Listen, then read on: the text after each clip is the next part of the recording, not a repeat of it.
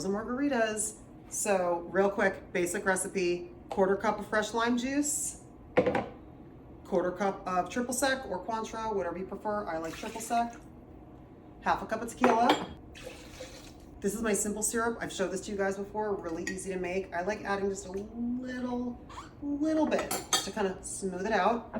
Now we're gonna add ice and we're gonna blend.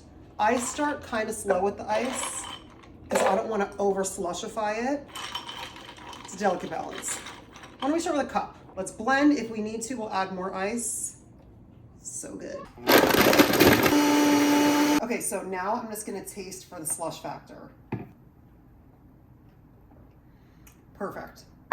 Okay, now we're gonna salt the glasses. Check this out. Take a lime, cut a little slit into it, put it on your cup, like that. A little bit of salt on a plate, and shake it off.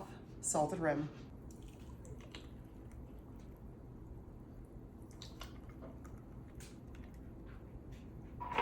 Okay, so this made a perfect amount for 2.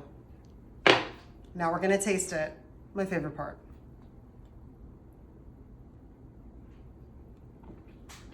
So good!